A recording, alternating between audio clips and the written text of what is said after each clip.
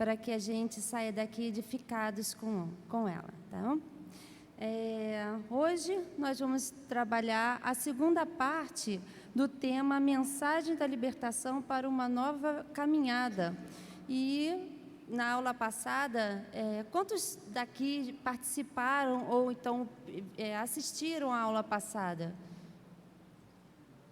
Isso, então, hoje é uma continuação, tá, da aula passada. Só que, dessa vez, nós vamos fazer as conexões, tanto com os livros, né, de Evangelho de Marcos, Êxodo, também com Crônicas, mas também com a nossa vida espiritual, tá certo? Bom, primeiro, pode passar. Bom, a conexão entre o Evangelho segundo Marcos e o livro de Êxodo, a gente viu na aula passada que é a libertação, né? Pode passar.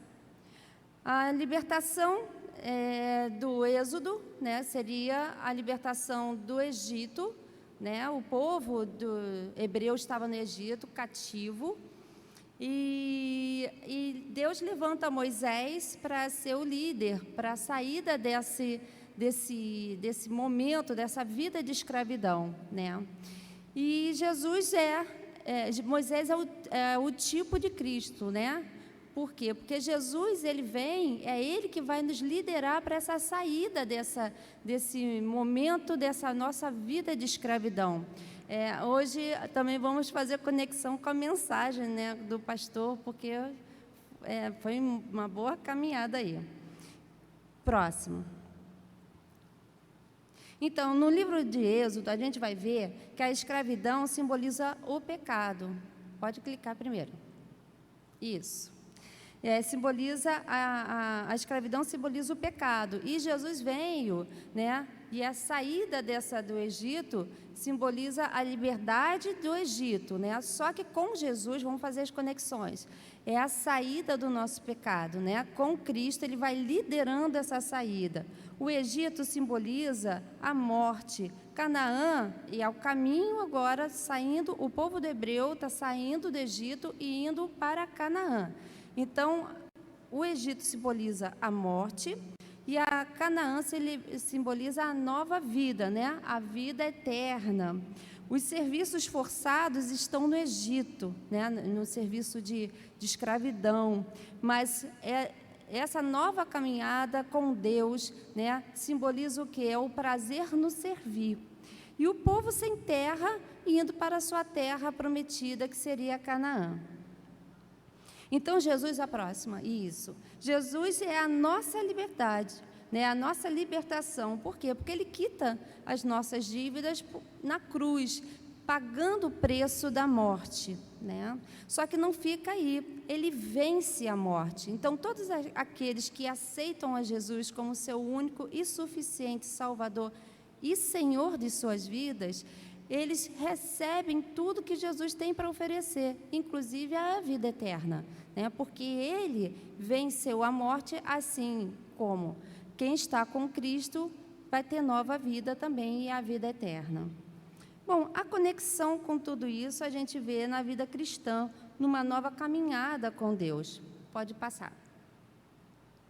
Do êxodo, né, a gente vê da escravidão à liberdade, a gente viu, pode passar o próximo, isso. A saída do Egito e a passagem pelas águas. Isso tudo, aí depois que passou pelas águas, vem um novo cântico, né, o louvor de gratidão.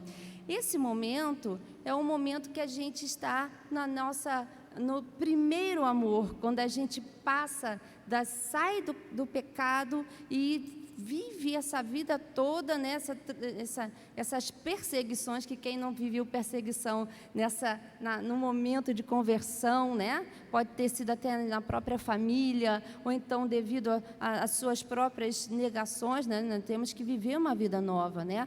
Então vem Faraó atrás de nós, né, com todo o seu exército, de maneira tremenda, mas Deus com poder, né, com maravilhas, é o primeiro milagre da nossa vida. É o quê? A nossa salvação. E aí nós, nesse primeiro amor, nós temos essa alegria, dessa libertação, esse cântico novo. Aí vem uma nova trajetória, né? Nessa nova trajetória, a gente pode ver, pode passar, que nós saímos do Egito e nós temos que chegar a Canaã. Só que o que tem no meio disso? O que tem no meio disso? É o deserto, né? E é no deserto que nós vamos revelar quem nós somos. Por que é necessário nós sairmos do pecado, né? De recebermos a libertação de Deus e passar pelo deserto? Porque nós devemos também deixar o amor de tudo que a gente tinha do Egito. Ou seja, saíram do Egito, mas o Egito ainda não saiu dos corações. Tá certo? Então, muitas das coisas que a gente vive no deserto vai revelando onde nós temos que purificar, onde nós temos que entregar a Deus, onde nós temos que melhorar nesta caminhada. Pode passar. Isso. E te lembrarás de todo o caminho pelo qual o Senhor teu Deus te guiou no deserto, esses 40 anos, para te humilhar e te provar, para saber o que estava no teu coração, se guardarias os seus mandamentos ou não. Deuteronômios 8, de 1 a 12. Então, o deserto na nossa vida serve para isso, para a gente pensar, o que tem no seu coração? O que precisa ser transformado, né? Então, nós temos, assim, todas as dificuldades que a gente vive nessa caminhada no deserto, é para o nosso crescimento. E é para a gente aprender a confiar em Deus, porque terra de Canaã apesar de que fala que é a terra que emana leite e mel, é a terra que fica no meio do caminho, né? Se a gente for parar para pensar, ela fica entre Mesopotâmia, não é isso? E o Egito. Então, todo mundo passava. Então, não era um lugar tão seguro, né? Também não tinha água suficiente. Então, tinha que pedir para Deus. Por isso que a gente vê que tem que orar pedindo as chuvas, né? E tudo mais. Então, para ficar na terra de Canaã, tem que ter o quê? Tem que ter fé. E tem que conhecer esse Deus da fé. E temos que ter comunhão com esse Deus da fé. Não é isso? Então, para permanecer em Canaã, tinha que ser um povo trabalhado por Deus. Bom, e para isso Deus foi mostrando a esse povo todo o seu poder, né? Toda a sua direção. Ele mostrava a direção por uma coluna de nuvens, né? De manhã, coluna de fogo à noite, né? E a caminhada pode ser de manhã ou de noite, né? E isso revela que, por mais que a gente possa estar no belo dia ensolarado ou então numa noite escura, Ele está sempre nos guiando e nos mantendo no caminho. A provisão veio o quê? O maná do céu, né? O maná, que é isso, né? Em hebraico, né? Eles não sabiam, era uma coisa nova que vinha do céu, que poderia fazer bolinhas, podiam fazer qualquer tipo de alimento, e eles falam, que isso? Aí ficou maná, né? E também nos desertos, gente, vamos parar para pensar. Se a gente for muito lógico nessa vida de caminhada no deserto, a gente não vai conseguir fazer muita coisa, não, né? Imagina Moisés se fosse pensar, peraí, eu vou com esse mundão de gente para o deserto, sem comida, né? Sem água, vai dar certo não. Não vai dar certo não. Muitas das vezes a gente tem que entender que a vida com Cristo é sobrenatural. A vida cristã é caminhar no sobrenatural. Então, se a gente fica medindo se vai dar, se não vai dar, a gente não faz a obra. Mas nós temos que sempre estar olhando para quê?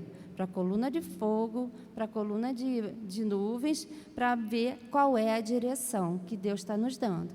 Tá? Também a gente pode fazer maluquice, não. E nisso, Deus vai lá e dá água, né? Dá a carne que eles precisavam tanto, o próximo. E esse maná, nesse deserto, simboliza o quê? Pode passar. A comida do deserto. Qual é a comida do deserto? É o pão que desce dos céus. E Jesus fala que eu sou o pão da vida. No deserto da nossa vida, quem é que nos alimenta é só Jesus. Ele é a rocha que dá a água. É Ele. Né? Então, não adianta a gente querer vencer certas etapas da nossa vida se a gente não tem essa compreensão que só Jesus Cristo pode. Só Jesus Cristo é o nosso caminho, só Jesus Cristo é capaz de nos livrar, de nos guiar e nos livrar de todo o mal. Pode passar. Vossos pais comeram maná no deserto e morreram. Este é o pão que desce do céu para o que dele comer não morra. Aquele que come a minha carne e bebe o meu sangue permanece em mim e eu nele. Então, Jesus está mostrando que através do vinho, né, e do pão, fazia a aliança, né? E o interessante, quando a gente chega lá em Abraão, voltando um pouquinho lá, quando Melquisedeque vem de Salém, né? Melquisedeque é o que? Meler é rei, de Zedeque é justiça, então é um nome, né? O rei da justiça, né? Que vem de Salém, que Salém é de Shalom e a terra da paz. Ele vem trazendo vinho e pão. E ele passa isso para Abraão, que é a aliança, né? Com Deus é o comer junto, é fazer parte, né? E Abraão vai, e é o patriarca, e passa isso de geração em geração. Então, Jesus no livro de Hebreus, ele fala que ele é o sumo sacerdote, né? E ele vem trazendo o quê? Por que ele é o sumo sacerdote? Porque ele vem da ordem de quem? Melquisedeque. Melquisedeque, ele era rei e sacerdote. Jesus é rei e sacerdote. Por conta disso que foi falado foi citado isso no livro de Hebreus. Pode passar. Então, onde está o seu coração? É isso aí. No deserto, nós vamos encontrar onde está o nosso coração, tá? Pode passar. O povo de Deus recebe uma nova identidade. Aí Moisés sobe, né, no Sinai e recebe leis para quê? Porque Deus é Deus santo. Ele é santo e quer se relacionar com o seu povo. Mas nós não podemos nos aproximar de qualquer maneira de Deus. Tão impressionante isso, porque nós somos pecadores. Nós não iríamos suportar a presença de Deus. E aí, Deus dá leis. Quais são essas leis? Ele dá leis moral, né, civil, e também as leis sacerdotais. Essas leis sacerdotais, naquela época, eram mais uma forma pedagógica, a gente percebe isso hoje, né? É uma forma pedagógica de Deus ensinar como o povo deveria se aproximar dele. O livro de Levítico é exatamente isso. É uma forma de ensinar ao povo como chegar a Deus e como se relacionar com Ele. Então, foi estabelecido aí o tabernáculo, é onde iria ter o relacionamento com Deus. Mas não era qualquer pessoa que poderia entrar ali, né? E não era de qualquer maneira que poderia ser feitas as coisas. Tinha que fazer o quê? A santificação. Não podemos trabalhar no reino de Deus de qualquer maneira, porque Deus é santo. E a obra de Deus é santa, porque Ele santifica. Então, no tabernáculo, a gente vê também umas formas pedagógicas de Deus, muito interessante isso, né? inicia quando eles tinham que entrar no tabernáculo, primeira coisa que eles viram o quê? Era o altar do sacrifício, né? Então, para a gente entrar nessa vida cristã, nós temos que passar primeiro por Cristo, porque Ele foi o sacrifício perfeito, né? E logo em seguida a gente vê ali a bacia, né, que era a santificação.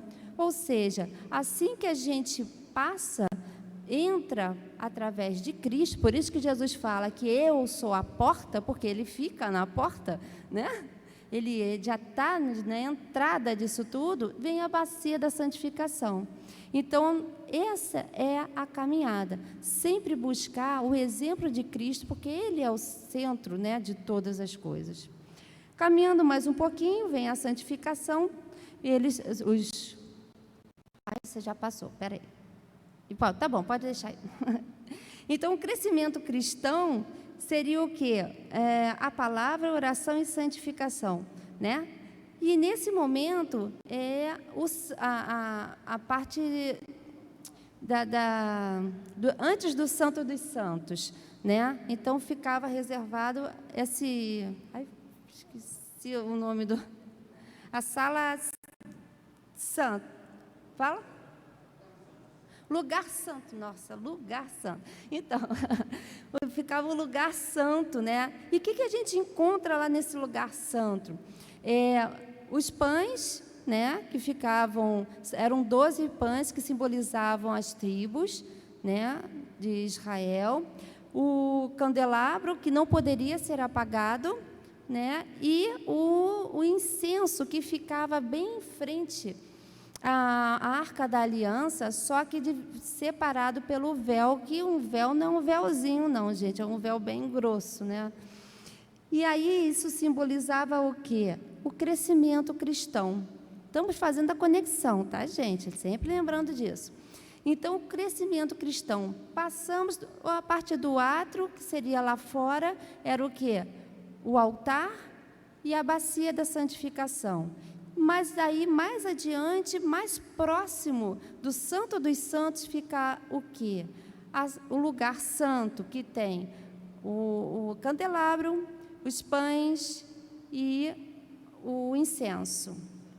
Incensário, isso mesmo. O incensário, pode passar, o próximo, simboliza as nossas orações, e a gente vê isso no livro de Apocalipse, né? Que ficam sempre diante de Deus as nossas orações, né? O pão simboliza quem, de novo? Jesus Cristo, né? O pão da vida, né? É o nosso alimento. E o candelabro é a luz que nunca se apaga, é a presença do Espírito Santo. Então, para a gente, vamos pensar nessa conexão. Para a gente ter esse momento mais próximo com Deus, nós precisamos nos alimentar da palavra, não é isso? Estar em oração e sempre na presença do Espírito Santo. Isso é vida, andar no Espírito. Isso é andar no Espírito. Como é pedagógico, né? E vem o Santo dos Santos, onde fica a Arca da Aliança, que mais para frente a gente vai falar. Bom, as ofertas aí, tinham esses tipos de ofertas. O holocausto, que seria a queima total do animal, né? Isso daí é dedicação total do ser. Por isso que o cordeiro pascual, se não comesse tudo, tinha que queimar, tá? A oferta de manjares, ofertas pacíficas, oferta pelo pecado, expiação da culpa, tudo isso Jesus cumpriu na cruz, tá certo? Por isso que ele é a oferta perfeita, né? E porque ele não tinha pecado, ele estava apto. E os sacrifícios eram acompanhados pela intenção de voltar ao caminho, por isso que é de boa vontade, com a intenção de voltar. E aí a gente pergunta, né? O que você tem oferecido a Deus? Qual é o nosso sacrifício? Não precisamos fazer todos esses tipos de sacrifício, porque Jesus já fez, ele já cumpriu isso, né? Mas nós, na aula de hoje, na mensagem de hoje que o pastor mostrou, né? ministrou para a gente, fantástico, como Deus vem falando conosco hoje, né? Tudo, nem preciso me perder aqui, porque já foi falado muito na mensagem, né? Mas, assim, todas as ofertas que são dadas têm que ser dadas de coração, né? Com o primeiro sentimento que a gente tem, lembra? A canção lá, o Cântico Novo, é um sentimento de gratidão, é aquele sentimento de alegria que vem porque nós recebemos tamanha libertação, tamanha libertação. Então, aí tinha o dia da expiação, né? O dia do perdão, Yom Kippur.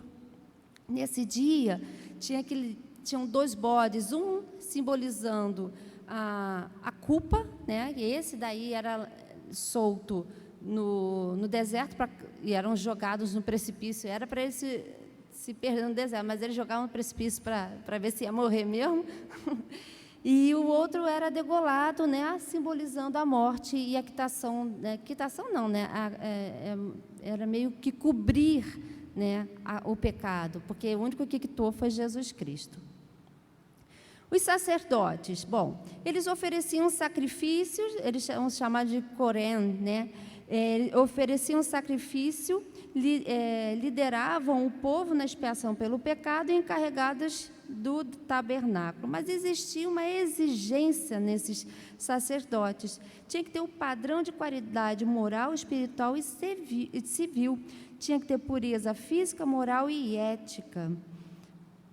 O sumo sacerdote é o Gadol Corém, é o grande sacerdote, né? Ele era regente espiritual da nação, presidia os serviços do dia da expiação e entrava no Santo dos Santos no dia do perdão do Yom Kippur. E ele tem uma roupinha ali, não dá para ver direito, não. Essa roupa, eles não poderiam entrar de qualquer maneira. Essa roupa simbolizava tudo. Quando a gente vê, é tudo pedagógico, tudo. O turbante que fica na cabeça do sacerdote, ele simboliza a remissão pela altivez. Aquela parte de ouro que fica aqui na frente do turbante, está escrito santidade a Deus, né? Só está em nome de Deus, né? E ele simboliza também a arrogância, a remissão da arrogância, né? A roupa de baixo, branca, remissão dos homicídios. A roupa azul, pelas palavras torpes. A roupa de cima, que é coloridinha, simboliza a remissão da idolatria. E no peito deles tinha as 12 pedras preciosas que simbolizavam as tribos, e por dentro tinha também o Urim, Tuim, que era mostrando a vontade de Deus. Ou seja, não era de qualquer maneira que se apresentava, né? Era sempre com a remissão. Agora, nós somos sacerdotes de Deus e somos remidos por Jesus Cristo. Nossas vestes são mudadas por Cristo. Então, nós podemos nos apresentar diante de Deus porque o sangue de Cristo nos lavou. Deu para entender a conexão, gente? Então, vamos lá. Novas vestes. A igreja, a noiva, está vestida de linho finíssimo, ou seja, os atos de justiça dos santos e lavados no sangue do Cordeiro. Tá? Agora vamos fazer conexões com o livro de Crônicas, né? Crônicas significa os acontecimentos dos anos. Escrito assim pela tradição judaica, né? Entende-se que foi por Esdras, né? A divisão em 2 livros foi feita na Septuaginta. É um livro, não foi feito assim de início, né? Era um livro só, mas quando foi traduzida para o grego, a Septuaginta foi quem fez, né? E dividiu em 2 livros. Destinatário, os judeus exilados que retornavam do Egito, do cativeiro da Babilônia a Israel.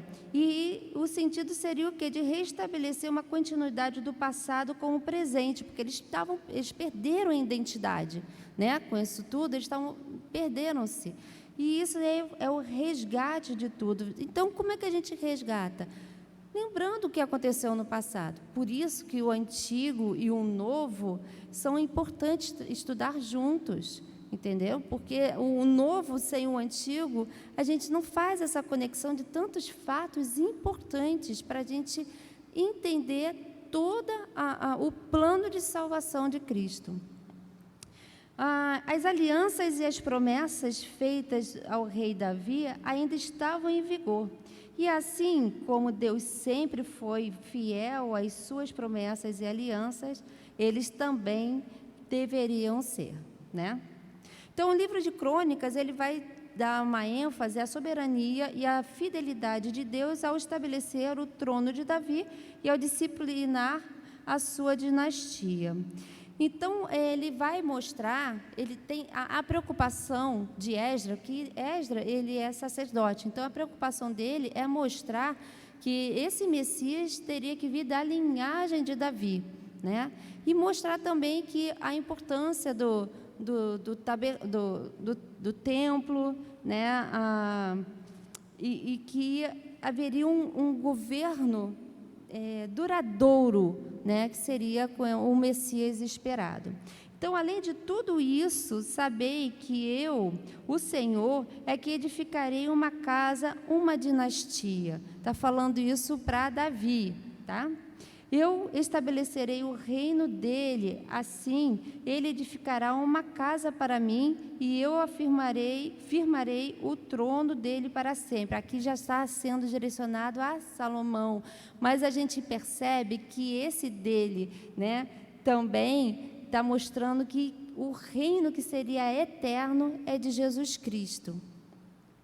Eu farei líder do meu povo e do meu reino para sempre. Seu trono e seu governo durarão eternamente. Então, aqui a gente já vê que já está falando, já é uma profecia falando sobre Jesus Cristo.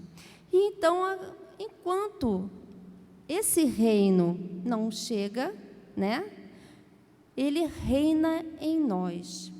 O reino, quando Jesus vier em glória, ele vai reinar eternamente, não é isso? Mas, enquanto isso, ele reina em nós. Por isso que nós aceitamos ele como Senhor e Salvador. Não só Salvador, mas Senhor. E quando ele é Senhor, ele deve reinar. Não existe democracia em reino algum. Tá certo? Então, tem muita gente querendo botar uma democracia no reinado de Deus, e isso daí está complicado. Pode passar. Bom, no Templo de Salomão. Salomão ele é o escolhido, né? Ele é o escolhido por Deus, para quê? Para edificar um templo para ele. E Davi se antecipa, né, e junta tudo o que ele precisaria para fazer esse templo, tá? E Salomão vai lá e dedica, né? Pode passar o próximo, isso aí. Se o meu povo, que se chama pelo meu nome, se humilhar e orar, buscar a minha face e se afastar dos seus maus caminhos, dos céus o ouvirei, e perdoarei o seu pecado e curarei a sua terra. Aqui Deus recebe, ele confirma, né, o templo, ok, ele aceita, não é isso? Mas é como o pastor falou na mensagem, isso aí, se humilhar e estiver diante dele, mas não é de uma vez ou outra, é buscar a face é querer conhecer mais, não é isso? É a convivência, é desde lá do tabernáculo que queria o quê? Um relacionamento. E qual é a diferença, então, do tabernáculo para o templo? Se a gente perceber, o povo, quando estava no tabernáculo, era um povo peregrino, né? Então, ele tinha que peregrinar pela terra, né? Então, pelo deserto. Então, Deus, Ele revela com isso que Ele é o Deus que caminha junto do seu povo. Se o povo é peregrino, Ele é peregrino. Se o povo fixou a terra, Ele fixa a terra. Tá certo? Então, é um Deus que está conosco, é o Deus que está ao nosso lado. E com isso veio com Jesus. Quando ele morre, há o quê? Rasga o véu, né? Esse véu que separava as orações. Olha, lembra disso? As orações que ficavam diante, né, do trono de Deus, só que dividida pelo véu. Agora esse véu é rasgado, né? E somos, pode passar? Isso. E somos o templo do Espírito Santo. Bom, a igreja de Cristo foi chamada para servir a Deus, assim como os sacerdotes. Isso quer dizer que não é de qualquer maneira. Assim como os sacerdotes é o quê? Vestindo uma nova veste, que a gente recebeu de quem? De Jesus Cristo, né? Na função de facilitar o acesso das pessoas a Deus e trazer ou levar a presença de Deus para o mais próximo às pessoas. E como é que a gente pode fazer isso? Através das nossas orações, obviamente, né? Oração, né? E muito mais por conta de quê? Do nosso testemunho. Não adianta a gente orar, não adianta a gente falar muito, se o que a gente faz não é realmente, né, o que a gente diz não é realmente o que a gente faz, né?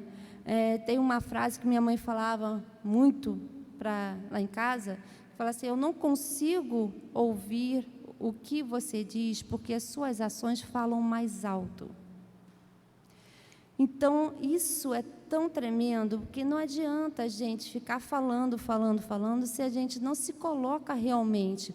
Deus não quer, nós não vamos ser julgados pelas nossas atitudes, nós somos julgados pelas nossas intenções.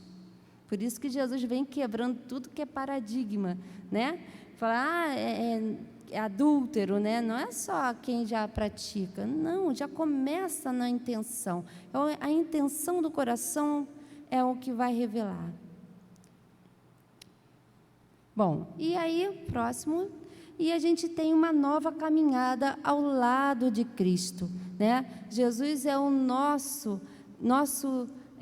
o bom pastor que caminha junto.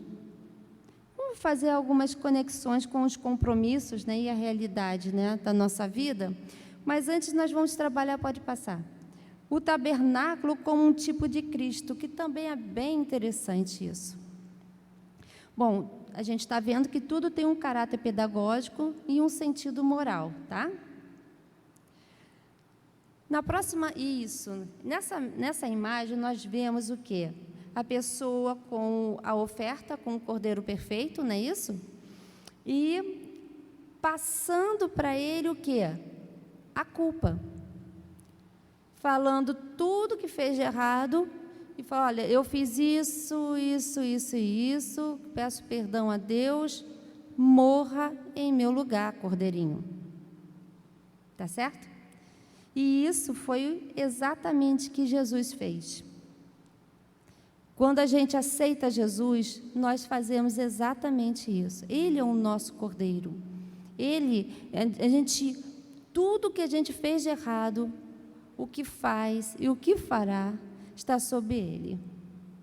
Mas não quer dizer que a gente possa se manter no pecado, não é isso, né? Mas nós temos um bom advogado, é isso que quer dizer. O próximo.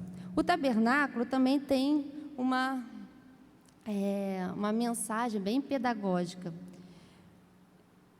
Vimos já que temos que entrar, só tem uma porta, olha isso, só tem uma porta de entrada e logo de frente dessa porta tem o sacrifício, não é isso? O altar do sacrifício. Depois vem a bacia, depois vem o lugar santo e depois vem o santo dos santos. Pode clicar 2 vezes. Isso, beleza. Então, quando a gente olha, quando Jesus veio, Jesus sai do trono, não é isso? Olha só que interessante isso. Sai do trono, que é o do Santo dos Santos, e vem à terra como homem. O átrio simboliza a terra. O Santo dos Santos simboliza o céu, o trono de Deus. E entre uma coisa e outra está um lugar santo, é onde a gente se coloca para oração, crescimento cristão, alimento da palavra. Que interessante isso, né, gente? E aí, Jesus vem à terra e morre como homem nesse altar. Para quê? Para que haja a santificação de tudo. Pode clicar 2 vezes. E o crescimento cristão é o caminho contrário.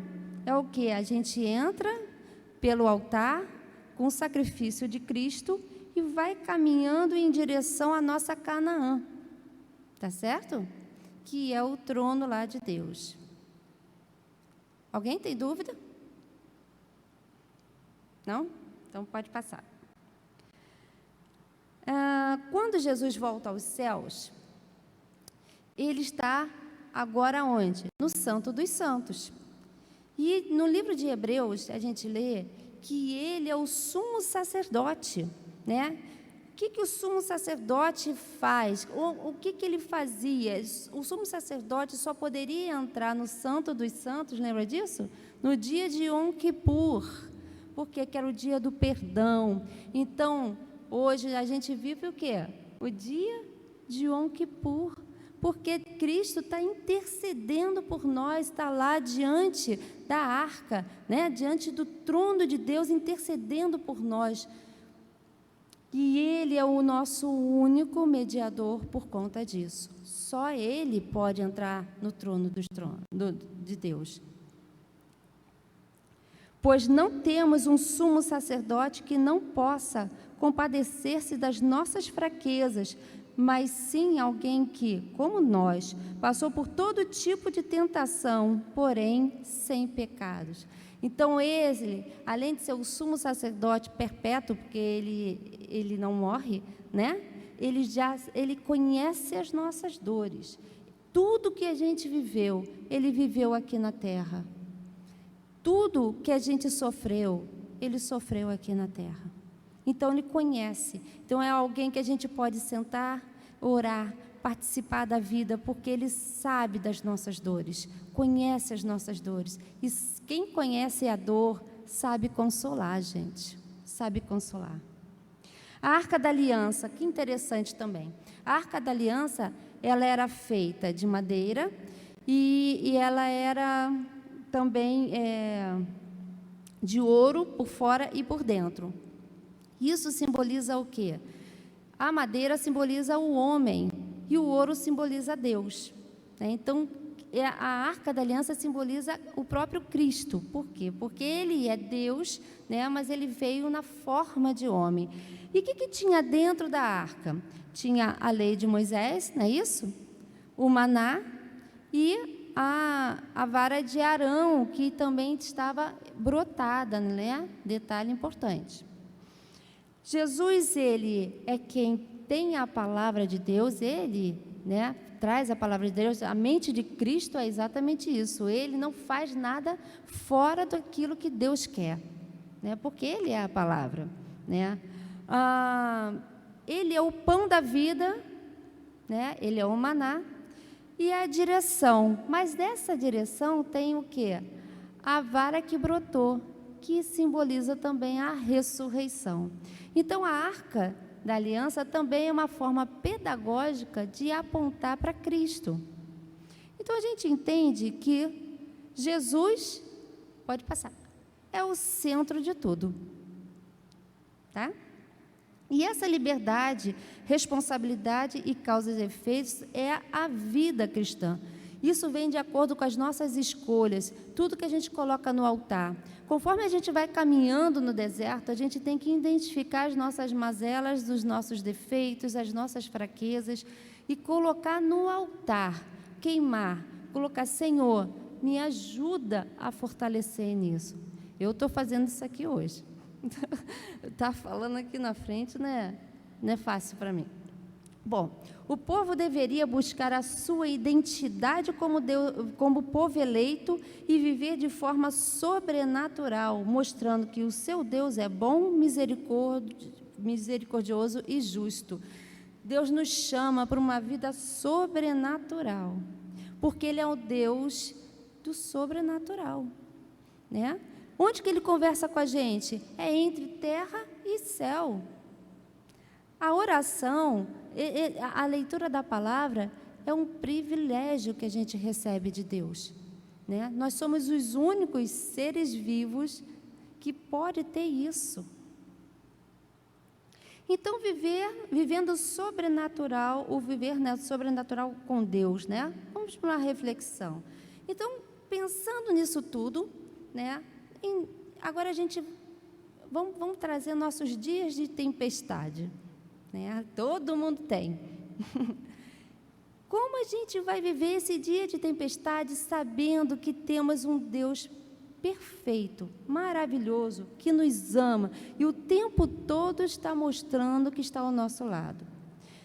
Fazendo essa pergunta: como posso honrar a Deus nessa situação? Minha mãe ficou 17 anos com câncer e ela falava isso: como eu posso honrar a Deus nessa situação? Primeiro, pode passar isso, essa aí.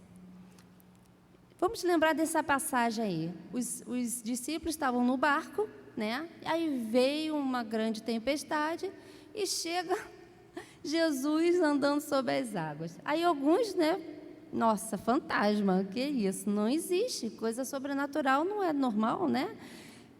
Jesus poderia, naquele momento, ter parado com a tempestade? Poderia, tanto que poderia que ele parou no final de tudo, mas ele não fez. Por quê? Porque havia uma lição nisso. Precisamos passar pelas tempestades para a gente andar o quê? Sob as águas, né? E aí ele chama, pode passar, ele chama Pedro, e Pedro começa a andar pelas águas. Só que aí Pedro para de olhar para Cristo e olha a situação. Espera aí, que eu me lembre, ninguém anda pelas águas não, isso é normal não, é? Alguém já andou pelas águas? Não, não é normal não, né? E ele fica pensando: ó, isso não é normal, nunca vi. O mar está brabo, o vento está forte. E aí ele começa o quê? A afundar. Mas assim, enquanto ele não olhava mais para Cristo, ele afundava. E muitas vezes da nossa vida, nós podemos passar por situações assim, porque a gente está num deserto e nós estamos aprendendo a viver o sobrenatural com Deus, não é isso? E aprendendo a confiar nele. Enquanto a gente não confiar, a gente vai passar por situações e mais situações até fechar aquela aulinha. Aí vem outra, né? A escola de Deus é assim: enquanto a gente não passar de ano, a gente repete, né? Aí vai fazendo todas as mesmas aulas. E aí Jesus vai lá e fala: ó, aí Pedro afundou, o que ele vai fazer agora? Ó, pode passar. E aí, Pedro, levanta, rapaz, estou junto. A gente pode até tropeçar, a gente pode cair, a gente pode afundar, mas vamos voltar lá para aquele lugar santo, vamos orar. É nosso lugarzinho mais próximo de Deus. E Ele nos reergue, Ele nos tira de novo, né? E acalma a tempestade. Então, se a gente está passando por situações difíceis, né? Se a gente está vivendo situação de medo, a gente não tem que se sentir sozinhos em nenhum momento da nossa vida, porque Ele sempre estará conosco. Ele sempre estará, mesmo quando a gente afundar um pouquinho, tá? O próximo: se o meu povo, que se chama pelo meu nome, se humilhar e orar, buscar a minha face e se afastar dos seus maus caminhos, dos céus eu ouvirei, perdoarei o seu pecado e curarei a sua terra.